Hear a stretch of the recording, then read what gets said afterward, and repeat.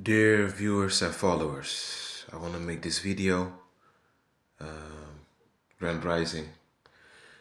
What do or who do churchgoers pray to? Because I used to go to church and the pictures I used to see or paintings were none other than Ceaser Borgia. And this was a drunkard, a homosexual, and a violent guy. He stabbed his own brother to death. He's somewhat of a borderline sociopath, guys. And so when you pray, who do you pray to in those churches? And I used to go there, so I'm entitled to speak in this tone. I was deceived. And you see now why your prayers are not answered, because you're praying against the satanic, you're praying to a satanic, homosexual, sociopathic murderer. That's why your prayers haven't been answered.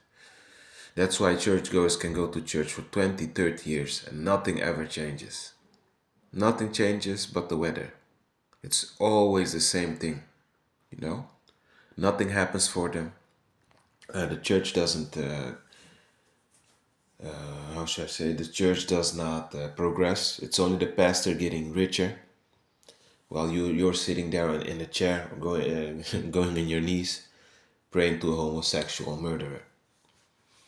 Who was very disliked, by the way. Yeah? I read it somewhere, by his family. So he ended up stabbing his own brother to death. Drinking problems, you know. And this is the guy you are praying to, because they used him as a model, or Jesus was modeling for him, for that picture.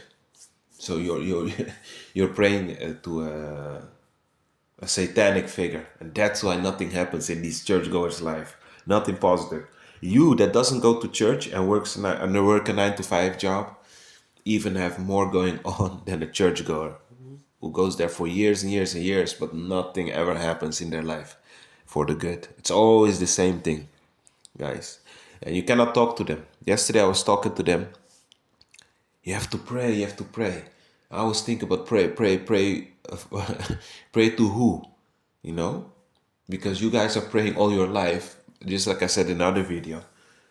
You're all living off of benefit checks. You're living off of the government. And I'm not using it against anyone, because we all have a right to eat, to sleep, to do everything, you know? I'm all in for everybody having enough end of the day, you know, to survive. So I'm not using that against them. I'm not that pitiful, you know? But the truth is the truth.